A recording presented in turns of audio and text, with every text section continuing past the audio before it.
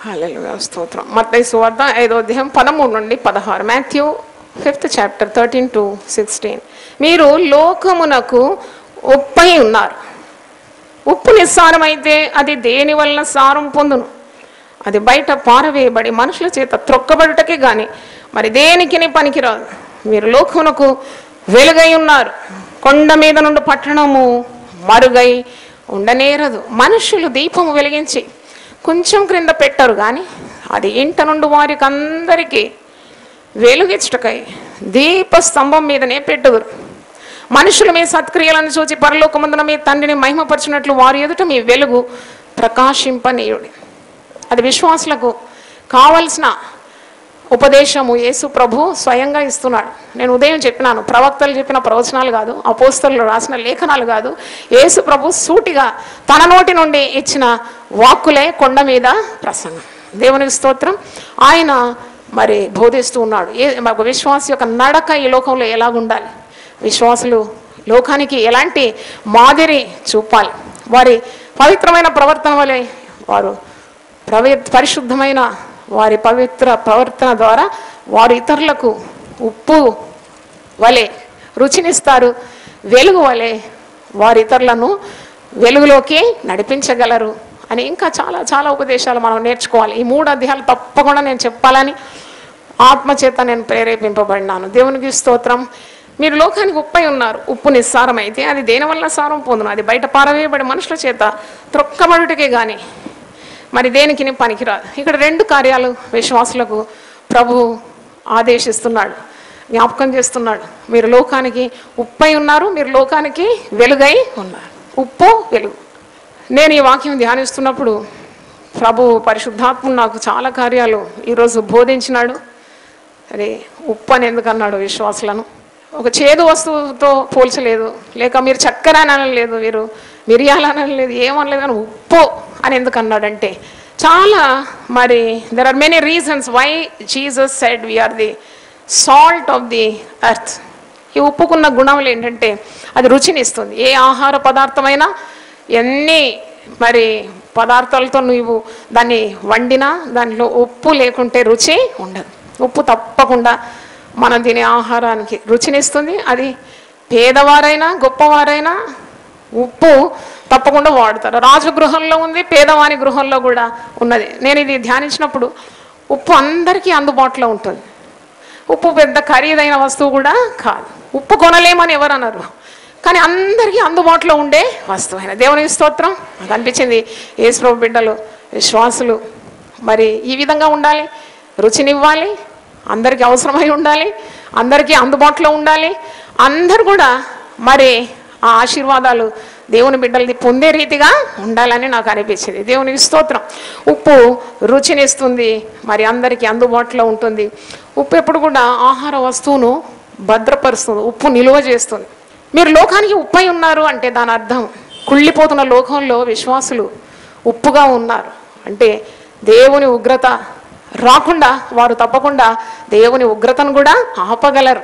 అంటే ఈ యొక్క పాడైపోతున్న ప్రపంచంలో వారు ఉప్పు వలె ఉండి అనేకులను రక్షణ మార్గంలో నడిపిస్తూ వారి నిత్య జీవం కూడా మరి వారిని నడిపించగలరని నాకు అర్థమైంది. దేవునికి స్తోత్రం. అలాగూ మరి మీరు ఉప్పు వలె ఉన్నారు, ఈ లోకంలో భద్రపరుస్తుంది, సంరక్షిస్తుంది. చూడండి, ఒక కుటుంబంలో ఒక్క వ్యక్తి ఉప్పులాగా ఉంటే ఆ కుటుంబం పాడు కదా అని నాకు అనిపించింది. ఒక సంఘంలో కొందరు ఉప్పులాగా ఉన్నారంటే ఆ సంఘం ఎప్పుడు కూడా పాడు కాదు. మనం వింటాం కదా సాక్ష్యాలు, ఒక ట్రైన్లో ఒక్క దైవజనుడు ఉండినాడు, ఆ ట్రైన్ పడలేదని. అంటే ఒక్క వ్యక్తి ద్వారా కూడా దేవుడు తన కోపాన్ని ఆపుకుంటాడని. నువ్వు నేను ఉప్పుగా ఉంటే అనేకులకు కీడు రాకుండా కూడా నీవు మరి తప్పించగలవని ఆదికాండం 19:22 చూస్తే ఈ మాట నాకు జ్ఞాపకం వచ్చింది.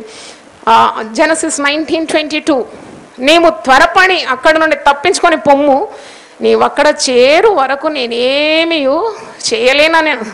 అందుచేత ఆ ఊరికి సోయారు అని పేరు పెట్టండి. ఇక్కడ లోతు దేవునితో అడుగుతున్నా, ఒక చిన్న ఊరికి వెళ్తాను, నేను పర్వతం ఎక్కలేను అంటే దేవుడు లోతుతో అంటున్నాడు, సరే నువ్వు అక్కడి చేరు వరకు నేను ఏ కీడు కూడా ఆ ప్రజలకు చేయను అని. అంటే ఈ వ్యక్తిని బట్టి, ఒక లోతును బట్టి, ఒక అబ్రహామును బట్టి, అలాగే ఒక కుటుంబంలో ఒకరు ప్రార్థన చేస్తూ ఉంటారు, వారు ఉప్పు వలె ఉన్నారు కాబట్టి ఆ కుటుంబంలో ఉన్న ఎవరికి కూడా ఏ కీడు ప్రమాదం రాకుండా దేవుడు కాపాడుతున్నాడు. అంటే ఉప్పు భద్రపరుస్తుంది, ఉప్పు సంరక్షిస్తుంది, రానున్న కీడును తొలగిస్తుందని. మీరు లోకానికి ఏమై ఉన్నారు? ఉప్పై ఉన్నారు. దేవునికి స్తోత్రం. అది తొందరగా కరిగిపోతుందండి. ఉప్పు కరిగిపోతుంది. మీరు ఏదైనా కూర వంటకం చేసినప్పుడు మీరు వేసిన కూరగాయలన్నీ మీకు కనబడుతుంది, కానీ ఒకటి కనబడదు. ఏదది? ఉప్పు కనబడదు. నాకు అనిపించింది నిజంగా మీరు లోకానికి ఉప్పు వలె ఉండాలి అంటే మిమ్మల్ని మీరు ఎప్పుడు కూడా ప్రదర్శించుకోవద్దు. మీరు తగ్గించుకోవాలి, కరిగిపోవాలి, ఇతరులకు ఏమి ఇవ్వాలి? రుచిని ఇవ్వాలి. చప్పట్లు కొట్టి దేవుని స్తుతించు. హల్లెలూయా. Give flavour, give taste to others, but don't appear. అంటే నిన్ను ప్రదర్శించుకోవద్దు. ఉప్పై ఉన్నారు అంటే ఈ సర్మన్ ఆన్ ద మౌంట్, ఈ కొండ మీది ప్రసంగం ఎందుకు చేసినాడు? యేసు ప్రభువును వెంబడించేవారు యేసు యొక్క సుగుణాలు కలిగి ఉండాలి, యేసు యొక్క గుణాలను ఈ లోకానికి వారు వ్యక్తం చేయాలని, యేసును అనుకరించేవారు యేసు స్వభావం కలిగి ఉండాలని మనకు ఈ యొక్క ప్రసంగం సారాంశం మనకు బోధిస్తుంది. ఉప్పు గురించి లూకా సువార్త 14:35లో కూడా ఉంది ఈ మాట. 34:35 చూడండి. ఉప్పు మంచిదే కానీ ఉప్పు నిస్సారమైతే దేనివల్ల దానికి సారం కలుగును? అది భూమికైనాను ఎరువుకైనాను పనికిరాదు గనక దానిని బయట పారవేయుదురు. వినుటకు చెవులు గలవాడు వినును గాక. ఈ మాట నేను బైబిల్లో అండర్లైన్ చేసుకున్నాను. మంచి మాటలు యేసు ప్రభు చెప్పి ఈ మాట అంటాడు, వినుటకు చెవులు గలవాడు వినుగాక. వాడు వినాలి. చెవులు ఉంటే సరిపోదు, దేవుని మాటలు వినగలగాలి. ఈ మత్తయి సువార్త 5, 6, 7 కొండ మీద ప్రసంగం 7 చివరి భాగంలో ఇదే మాట మీరు వింటారు. మత్తయి సువార్త 7వ అధ్యాయము ఆఖరి భాగంలో కూడా ప్రభు ఒక ఉపమానం చెప్తాడు. ఒక బుద్ధి గలవాడు, ఒక బుద్ధి లేనివాడు. బుద్ధి గలవాడు మరి బండ మీద తన గృహాన్ని కట్టుకుంటాడు, బుద్ధి లేనివాడు ఇసుక మీద కట్టుకుంటున్నాడు. అందుకే దేవుని మాటలు విని వాటి చొప్పున చేయివాడు బండ మీద తన పునాది మరి కట్టుకున్నట్టు, ఒకవేళ వాడు దేవుని మాట వినకుంటే ఇసుక మీద తన ఇల్లు కట్టుకున్న బుద్ధిహీనుని పోలి ఉంటాడు. వాన కురిసెను, వరదలు వచ్చెను, గాలి విసిరి ఆ ఇంటి మీద కొట్టెను, అప్పుడు అది కూలబడిన దాని పాటు గొప్పదని చెప్పాను. ఇది కొండ మీద ప్రసంగమే. చివరి భాగంలో ప్రభువు హెచ్చరిస్తున్నాడు, దేవుని మాట వినాలి. చెవి గలవాడు దేవుని మాట వినను కాక. చెవి గలవాడు వినాలి. వినుట వల్లనే నీకు విశ్వాసము నీ హృదయంలో మరి ఉద్భవిస్తుంది. కాబట్టి దేవుని మాట వినాలి. 5, 6, 7 అధ్యాయంలో మత్తయి సువార్త 5, 6, 7 ఉన్న ప్రతి మాట కూడా వినాలి. లేకుంటే మనం బుద్ధి లేని వారం అయిపోతాం. మన ఈ జీవిత ప్రయాణంలో కావలసిన సత్యాలన్నీ కూడా ఈ 3 అధ్యాయాల్లో విశ్వాసులకు కావలసిన గుణాలన్నీ కూడా ప్రభు సూటిగా బోధించినాడు. మరి ఉప్పు గురించి మనము ధ్యానిస్తున్నాము. ఉప్పు మరి అది కరిగిపోతుంది, వేరే వాటిని కూడా కరిగిస్తుంది. ఇది కరిగిపోవడం, మీరు ఒక బ్లాక్ ఆఫ్ ఐస్ మీద కొద్దిగా ఉప్పు వేస్తే మెల్లగా ఉప్పు ఏమైపోతుంది, ఆ ఐస్ ఏమైపోతుంది, కరుగుతుంది. నాకు అనిపించింది యేసు ప్రభు బిడ్డలు ఈ లోకానికి ఉప్పులా ఉన్నాము. కఠిన హృదయాలను కరిగించే ఆ సామర్థ్యం కూడా మనకు దేవుడు ఇచ్చినాడు. దేవునికి స్తోత్రం. హల్లెలూయా. నువ్వు లోకానికి ఉప్పై ఉన్నావు. అవును, ఈ ఉప్పు ఏ విధంగా ఐస్ గడ్డల మీద వేస్తే కరిగిపోతుంది, అలాగూ కఠినులు, దుర్మార్గులు నీ యొక్క జీవితం ద్వారా, నీ యొక్క సాక్ష్యం ద్వారా తప్పకుండా వారు ప్రభు మార్గానికి రాగలరు. వారి బండ హృదయాలు కరిగిపోతుందని మనకు అర్థమవుతుంది. తర్వాత ఉప్పు గురించి చూసినప్పుడు మరి ఏదైనా విష పురుగు కాటు చేయడం కానీ, కరిస్తే వెంటనే ఉప్పు రాస్తారు. ఏదైనా గాయం అయితే ఉప్పుతో కడుగుతారు.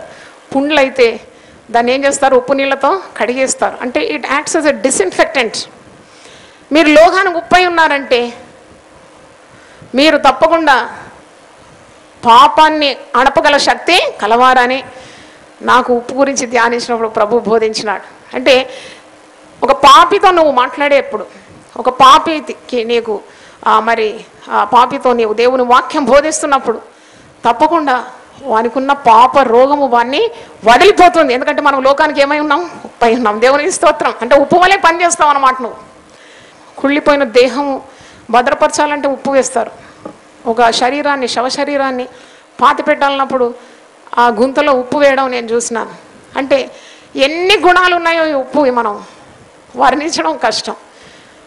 పౌలు భక్తుడు కొలసీలకు రాస్తూ కొలసీ 4:16లో మీ సంభాషణ కూడా ఎలా ఉండాలి, ఉప్పు వేసినట్లు ఉండాలి. ఆ మాట ఒకసారి చూద్దాం. కొలసీ 16 మీరు మాట్లాడినప్పుడు కూడా మీ మాటలు చప్పచప్పగా ఉండకూడదు, అది రుచికరంగా ఉండాలి. దేవుని మాటలతో, వాగ్దానాలతో, ఆదరణ వాక్కులతో, మరి ధైర్యం ఇచ్చే మాటలు నువ్వు మాట్లాడాలి. ఇతరులతో మాట్లాడినప్పుడు అది చాలా కృపాసహితమై ఉండాలి, రుచికరంగా ఉండాలని వాక్యంలో చూస్తున్నాము. దేవునికి స్తోత్రం. కొలసి 4:6 ప్రతి మనుషునికి ఎలాగూ ప్రత్యుత్తరం ఇవ్వవలెనో అది మీరు తెలుసుకొనుటకై మీ సంభాషణ ఉప్పు వేసినట్లు ఎల్లప్పుడూ రుచిగలదిగాను కృపాసహితంగాను ఉండని. అంటే యేసుప్రభు బిడ్డలం అంటే మన మాట కూడా ఎంత రుచికరంగా ఉండాలి. It should heal other people. మన మాటలు విన్నవారికి ఆదరణ కలగాలి. కఠోరంగా మాట్లాడకూడదు. మనం దేవుని బిడ్డలం కదా, ప్రేమతోనే మాట్లాడాలి. నీ మనసు ఎంత గాయపరిచినా, గాయం నీకున్నా తప్పకుండా కృపాసహితంగా కృపతో కూడినదిగా ఉండాలి నీ వాక్కులు. ఇతరులకు నెమ్మది కలగాలి నీ మాటల చేత. ఇతరులను రెచ్చగొట్టే మాటలు, ఇతరులకు ఆయాసం కలిగించే మాటలు ఎప్పుడు కూడా విశ్వాసి. యేసు ప్రభు శిష్యులం మనం, యేసు ప్రభుని వెంబడించేవారు.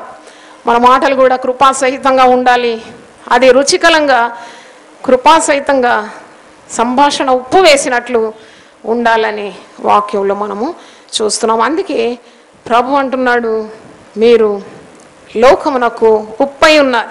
కానీ ఉప్పు తన సారాన్ని కోల్పోతే ఎలాగుంటుంది? అదే మత్తయి సువార్త 5వ అధ్యాయము మీరు చూడండి. ఉప్పు ఒకవేళ తన సారమును కోల్పోతే దేనికి కూడా పనికి రాకుండా అది మనుషుల చేత త్రొక్కబడుతుందని సెలవిస్తున్నాడు. మీరు లోకమునకు ఉప్పై ఉన్నారు. 5:13 ఉప్పు నిస్సారమైతే అది దేని వల్ల సారం పొందును? అది బయట పారవేయబడి మనుషుల చేత త్రొక్కబడుటకే కానీ మరి దేనికి పనికిరాదు. అంటే ఉప్పు తన సారాన్ని కోల్పోతే దానివల్ల ఏ ప్రయోజనం లేదు, అది మనుషుల చేత తొక్కబడుతుంది అని వాక్యం మనకు బోధిస్తుంది. అంటే నీ సాక్ష్యాన్ని నీవు ఎప్పుడు కూడా కోల్పోకూడదు. You should not lose your testimony. జాగ్రత్తగా ఉండాలి. నీ క్రైస్తవ జీవితాన్ని కాపాడుకోవాలి, నీ సాక్ష్యాన్ని కాపాడుకోవాలి. అంటే ప్రభు అంటున్నాడు, ఈ లోకానికి నిన్ను ఏ విధంగా పెట్టినాను? నేను ఉప్పుగా పెట్టినాను. You are the salt of the earth. మనం లోకమునకు ఉప్పై ఉన్నాము. ఉప్పుగా ఉంటే మాత్రం కాదు, సారవంతముగా ఉండాలి. దేవునికి స్తోత్రం. ఇతరులకు రుచినివ్వాలి. రుచి మరి ఉప్పుకున్న గుణాలన్నీ ఇప్పుడు నేను వివరించిన అది నిలువ చేస్తుంది. అంటే ఇతరులు పడిపోకుండా, నాశనం కాకుండా వారిని భద్రత, వారికి సంరక్షణ, నీ ద్వారా వారికి నిత్య జీవం, నీ ద్వారా వారికి ఎంతో సహాయము. చూడండి, ఉప్పు సారవంతంగా ఉంటుంది. క్రైస్తవ బిడ్డవైన నీవు నేను ఇతరులకు మనము మేలుకరంగా లేకుంటే మన వల్ల ఏం ప్రయోజనం? పేదవారికి, బీదవారికి, రోగులను పరామర్శించి సహాయం చేసి, అంటే నీ వలన ఇతరులకు ప్రయోజనం లేకుంటే నీకు సారం లేదనే అర్థం. నువ్వు ఎప్పుడైతే ఇతరులను ప్రేమిస్తావో, ప్రభు ప్రేమను పంచుతావో, ప్రభు నామం ఘనపరచబడుతుంది. నువ్వు ఉప్పుగా ఉన్నావు అని అర్థం, ఇతరులకు ప్రయోజనకరంగా ఉందని అర్థం. సువార్తల్లో నేను చూసినప్పుడు మీరు ఫలించాలి, ఫలభరితమైన జీవితం ఉండాలి. ఫలింపని ప్రతి చెట్టు వేరున ఏమున్నది? గొడ్డలి పదును చేయబడి ఉన్నది. ఎటు చూసినా నువ్వు ఫలించాలి, నువ్వు రుచికరంగా ఉండాలి, సారవంతంగా ఉండాలి, ఇతరులకు ప్రయోజనకరంగా ఉండాలి. నువ్వు దీవింపబడినావు, నువ్వు ఇతరులకు దీవెనకరంగా ఉండాలి. దేవునికి స్తోత్రం. హల్లెలూయా. ఇంకా 2వ భాగంలో చూసినప్పుడు మరి వెలుగు గురించి ఉన్నది. అదేంటి? నువ్వు లోకమునకు వెలుగై ఉన్నారు. ఎంత మంచి మాట. మనం ఎవరమంట? లోకానికి వెలుగు. With the light of the world. యేసు ప్రభు యోహాను సువార్త 8:12లో నేను లోకమునకు వెలుగై ఉన్నాను. ఆయన లోకానికి వెలుగై ఉన్నాడు. మనము లోకానికి వెలుగై ఉన్నాం. అంటే మనం ఆయన బిడ్డలమై ఉన్నాం.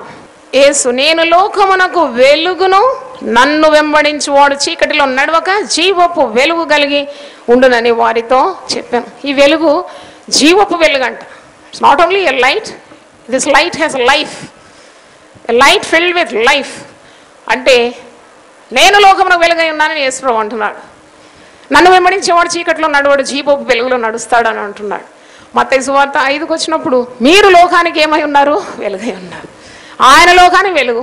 అలాగే మనం కూడా లోకానికి వెలుగై ఉన్నాం. ఎందుకంటే మనం ఆయన బిడ్డలమై ఉన్నాం, ఆయన వెంబడించే వారమై ఉన్నాం, ఆయన మాటలు వినేవారమై ఉన్నాం. కాబట్టి ఆయన ఏ విధంగా ఈ లోకాన్ని వెలుగై ఉన్నాడో మనం కూడా ఈ లోకాన్ని వెలుగై ఉన్నాం. ఒక్కసారి మీరు ఆలోచించండి, వెలుగే లేదనుకోండి ఈ లోకంలో ఎలాగుంటుందండి? సూర్యుడు ఒక రోజు ఉదయించలేదనుకోండి ఎలాగుంటుంది? ఎంత భయంకరంగా, వీ కాంట్ ఈవెన్ ఇమాజిన్. అంటే వెలుగు సమస్త క్రియలను ఏం చేస్తుంది? బయలుపరుస్తుంది. దేవునికి స్తోత్రం, హల్లెలూయా. Light always reveals things.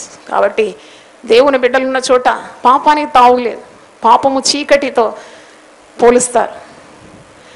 చీకటిలో నువ్వు వెలుగులా ఉండాలి. Your the light of the world. పాప ప్రపంచం, చీకటి లోకం అంధకారమయంగా ఉంది.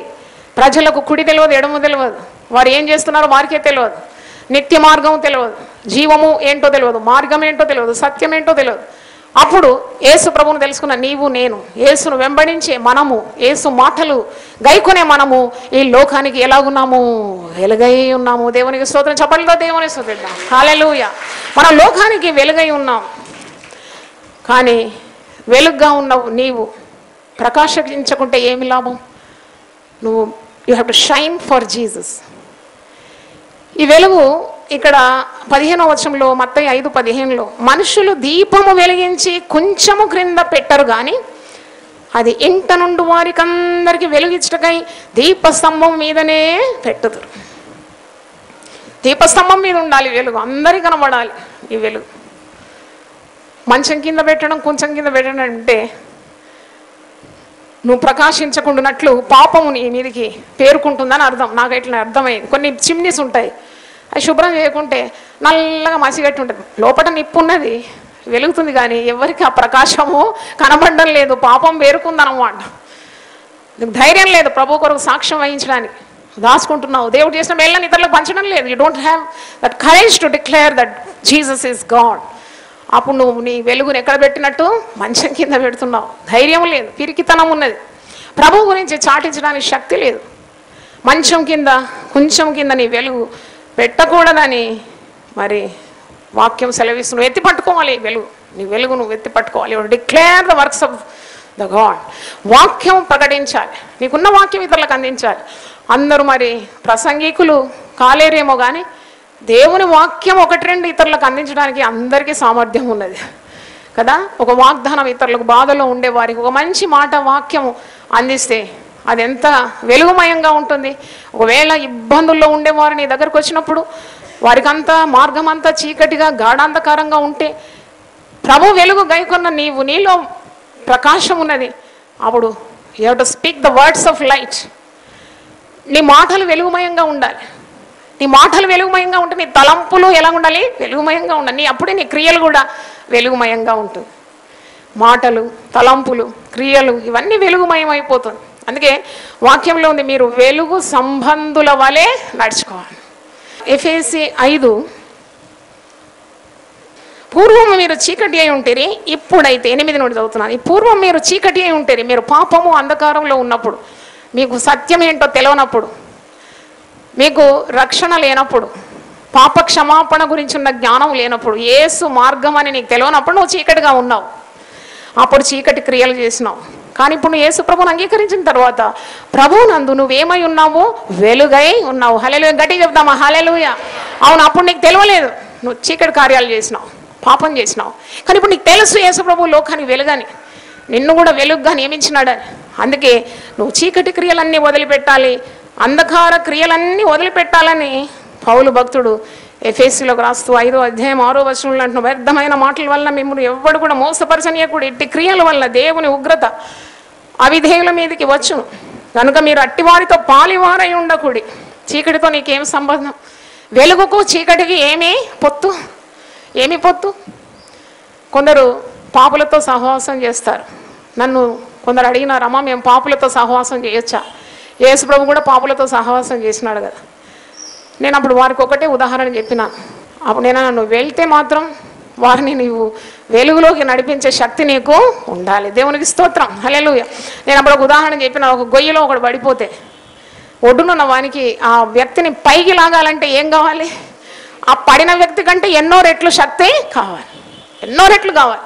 వీడు బలహీనుడైతే తప్పకుండా వీడు కూడా గొయ్యిలోకి పడిపోతాడు. కాబట్టి వెళ్తే ఆ విగ్రహాల వల్ల వచ్చే అపవిత్రత ఏది కూడా నీకు సోకకుండా నీలో ఉన్న వెలుగు అక్కడ నువ్వు వెదజల్లే రీతిగా ఉంటే నువ్వు వెళ్ళు. లేకుంటే దానివల్ల ఏ ప్రయోజనం లేదు. ఎందుకంటే లోకానికి వెలుగుగా ఉన్నామనే సంగతి, నువ్వు ప్రభువులో వెలుగై ఉన్నామని మర్చిపోకూడదు. వెలుగు ఫలము ఎఫెసీ 5:9 వెలుగు ఫలము సమస్త విధములైన మంచితనము నీతి సత్యమును వాటిలో కనబడుచున్నది కనుక ప్రభుకి ఏది ప్రీతికరమైనదో దాన్ని పరీక్షించు వెలుగు సంబంధుల వలె నడుచుకొనుడి. We are called the children of light. హల్లెలూయా. యోహాను గురించి, బాప్తిసం ఇచ్చి యోహాను గురించి యేసు ప్రభు సాక్ష్యం ఇస్తారు, ఇదిగో మండుచు ప్రకాశించున్న దీపమై ఉన్నవాడు. దేవునికి స్తోత్రం. ఎఫెసీ 5:11 నిష్ఫలమైన అంధకార క్రియలలో పాలివారై ఉండక వాటిని ఖండించుడి. హల్లెలూయా. విశ్వాసులు ఏ విధంగా నడుచుకోవాలి? అంధకార క్రియలను విసర్జించాలి, తేజస్ సంబంధమైన ఉద్యోపకరణాలు ధరించాలని మరి ఒక దగ్గర ఉన్నది. మరి అంధకార క్రియల్లో పాలివారై ఉండక వాటిని ఏం చేయాలట? ఖండించాల. ఇప్పుడు యేసు ప్రభు నామము చాలా మార్లు దూషింపబడుతున్నది. ఎందుకు అన్నప్పుడు చాలామంది ఏర్పాటైన వారు సైతము ఎన్నెన్నో తప్పులలో ఇరుక్కుంటున్నారు. చేయరాని హేయ కార్యాల్లో వారు చిక్కుకుంటూ వారి నిమిత్తము దేవుని నామము అన్యజనులలో ఏమైపోతుంది? దూషింపబడుతున్నది. వారికి ఇచ్చిన వెలుగు వారు అది మంచం కింద కొంచెం కింద పడేసినారు. 13వ వచనంలో సమస్తమును ఖండింపబడి వెలుగు చేత ప్రత్యక్షపరచున్నది ఏదో అది వెలుగే కదా. అన్ని కార్యాలు నీకు తేట తెల్ల చేసేది ఏంటండి? వెలుగు. అందుకే 119వ కీర్తన 105వ వచనంలో ఉంది, నీ వాక్యమే నా పాదమునకు దీపం, అది నా త్రోవకు వెలుగు. భక్తిహీనులకు ఇది లేదు. భక్తిహీనులకు వాక్యం తెలియదు, అన్యులకు దేవుని వాక్యం తెలియదు. కాబట్టి వారు ఇరుకున పడిపోతున్నారు, పాపంలో పడిపోతున్నారు. అన్యులు పాపంలో పడినారంటే మరి దేవుడు క్షమిస్తాడేమో, కానీ నీకు వెలుగు తెలుసు, నీకు వాక్యం తెలుసు. నువ్వు తప్పు చేస్తే మరి బుద్ధిపూర్వకంగా చేసే పాపానికి క్షమాపణ లేదని ఖచ్చితంగా పరిశుద్ధ గ్రంథములో ఉన్నది. వెలుగు చేత సమస్తము బయలుపరచబడుతుంది. పరిశుద్ధ గ్రంథము ఇది వెలుగై ఉన్నది. సామెతలు 4:18 చూడండి. 19వ వచనం భక్తిహీనుల మార్గము గాఢాంధకారమయము, తాము దేని మీద పడునది వారికే తెలియదు. మరి వాక్యం తెలియదు కదా. He doesn't know what is right, what is good. వాడు చేసేస్తున్నాడు, తెగిస్తున్నాడు, పాపం చేస్తున్నాడు. కానీ దేవుని బిడ్డలకు వాక్యం అడ్డుగా నిలబడుతుంది. వాడు చేసేది హేయ కార్యమని, దేవునికి ఇష్టమని వాక్యం తేట తెల్ల చేస్తుంది. నీతిమంతుల మార్గం ఎలా ఉంది? వారికి వెలుగు ఉన్నది కాబట్టి పట్ట పగలగు వరకు వేకువ వెలుగు తేజరీలున్నట్లు నీతిమంతుల మార్గము అంతకంతకు తేజరీలు. చప్పట్లు కొట్టి దేవుని స్తుతిస్తాం. హల్లెలూయా. నీతిమంతుల మార్గం అంతకంతకు తేజరీలు. ఎందుకంటే వారికి వాక్యం నేర్చుకుంటారు, వాక్యం వింటారు. చెవి గలవాడు దేవుడు చెప్పిన మాటలు వినును గాక. చెవి గలవాడు వినాలి. వాక్యంలో చెవులు ఉన్నాయి కానీ వారు వినడం లేదు, కన్నులు ఉన్నాయి కానీ కనడం లేదు, హృదయం ఉన్నది కానీ వారు దేవుని వాక్యాన్ని వారు స్వీకరించడం లేదు. అలాగుంటే ఏం లాభం? ప్రకటన గ్రంథంలో మాటి మాటికి ఉంది, ఆత్మ సంఘముతో చెప్పిన మాటలు చెవి గలవాడు వినును కాక. వినాలి అన్నమాట. విన్నవాడు బుద్ధిమంతుడు, విననివాడు బుద్ధి లేనివాడని కొండ మీది ప్రసంగంలో ఆఖరి భాగంలో మనం ఇప్పుడు చూసినాం, రాస్తుంది. యోహాను సువార్త ఒకసారి చూడండి, 12వ అధ్యాయము 35-36. అందుకు యేసు, ఇంకా కొంతకాలం వెలుగు మీ మధ్య ఉండదు, చీకటి మిమ్మల్ని కమ్ముకొనుకున్నట్లు మీకు వెలుగు ఉండవనే నడువుడి. చీకటిలో నడిచేవాడు తాను ఎక్కడికి పోచున్నాడో ఎరుగడు. మీరు వెలుగు సంబంధులగునట్లు మీకు వెలుగుండగానే వెలుగునందు విశ్వాసం ఉంచాడు. దీపం ఉండగానే ఇల్లు నీవేం చేయాలి? చక్కబెట్టుకోవాలి. వెలుగై ఉన్నామనే సంగతి మనం మర్చిపోకూడదు. కనుక వెలుగు సంబంధుల వలె మనం నడుచుకోవాలి. 1 దశలోని 5:5 ఉంది, మీరందరూ వెలుగు సంబంధులు, పగటి సంబంధులై ఉన్నారు. మనము రాత్రి వారము కాము, మనము చీకటి వారము కాము. దేవునికి స్తోత్రం. హల్లెలూయా. ఈరోజు 2 కార్యాలు కొండ మీది ప్రసంగం నుండి నేర్చుకున్నారు. మీరు లోకమునకు ఉప్పై ఉన్నారు, మీరు లోకానికి వెలుగై ఉన్నారు. దేవునికి స్తోత్రం. నేను ఈ మాటలు ముగిస్తున్నాను. చప్పలతో దేవుని స్తుతించు. హల్లెలూయా. తలను వంచండి, ప్రార్థన చేసుకుందాం. ప్రభువా, కొండ మీది ప్రసంగంలో ఎంతో విలువైన మాటలు, ప్రతి మాట కూడా ఎంతో విలువైన. 2 కార్యాలు ధ్యానించినాం. అది నువ్వు చెప్పిన మాట, నీ నోటి నుండి వచ్చిన మాట. మేము లోకానికి ఉప్పై ఉన్నామని, మేము లోకానికి వెలుగై ఉన్నామని. ఉప్పు సారము వంతం లేకుంటే అది మనుషుల చేత పారవేయబడి, మనుషుల చేత విసర్జింపబడి త్రొక్కివేయబడుతుందని. ఒకవేళ మీరు మాకు ఇచ్చిన వెలుగును మేము ఎత్తి పట్టుకుంటే మంచం కింద కొంచెం కింద పెట్టిన వారం అయిపోతామని. మరి ఎంతో చక్కని మాటలు మేము ధ్యానించినాం. మాకు నువ్వు రక్షణ అనుగ్రహించినావు, అది మాకు వెలుగైంది నాయన. మాకు పాప క్షమాపణ లభించింది, మమ్మను ఉప్పుగా మార్చినందుకు వందనాలు చెల్లిస్తున్నాం. నీ రక్షణ వెలుగును, నువ్వు ఇచ్చిన ఈ యొక్క ఆత్మీయ అనుభవం రుచులను మేము ఇతరులకు అందించడానికి మమ్మల్ని ఒక్కొక్కరిని కూడా ఉప్పుగాను వెలుగుగాను మీరు వాడుకోవాలని మేము ప్రార్థిస్తున్నాము. టీవీ ద్వారా దేవుని వాక్యం విన్న బిడ్డలు కూడా మీరు మెండుగా నిండుగా ఆశీర్వదించమని, సకల దీవెనలతో మమ్మల్ని నింపి వెలుగు సంబంధుల వలె ఉప్పు వలె రుచి కలిగి మేము బ్రతకడానికి మాకు సహాయము, మీరు కృపను మాకు దయచేయమని యేసు అతి పరిశుద్ధ నామములో అడిగి వేడుకుంటున్నాను తండ్రి. ఆమేన్. హల్లెలూయా. తండ్రి అయిన దేవుని ప్రేమ, యేసుక్రీస్తు కృప, పరిశుద్ధాత్మ సహవాసం మనందరికీ సదాకాలము తోడుగా ఉండును గాక. ఆమేన్. హల్లెలూయా.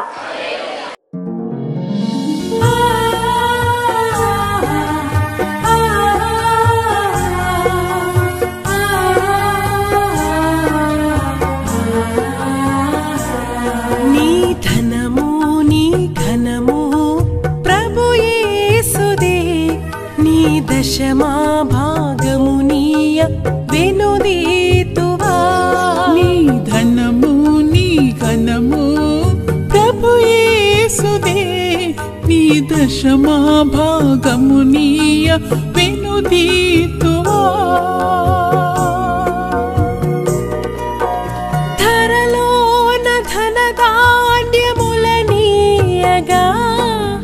కరుణించి కాపాడి రక్షింపగా. ధరలోన ధనధాన్యములనీయగా కరుణించి కాపాడి రక్షింపగా. పరలోకనాదుండు నీకీయగా మరి యేసు కొరకీయ వెనుదీతువా. పరలోకనాథుండు నీకీయగా మరి యేసు కొరకీయ వెనుదీతువా. నీ ధనము నీ ఘనము ప్రభు యేసుదే, నీ దశమా భాగమునీయ వెనుదీతువా. పాడి పంటలు ప్రభువు నీకీయగా కూడు గుట్టలు నీకు దయచేయగా. పాడి పంటలు ప్రభు నీకీయగా కూడు గుట్టలు నీకు దయచేయగా. వీడంగ ప్రభు యేసు నామంబును గడువేల ప్రభుకీయను క్రైస్తవ.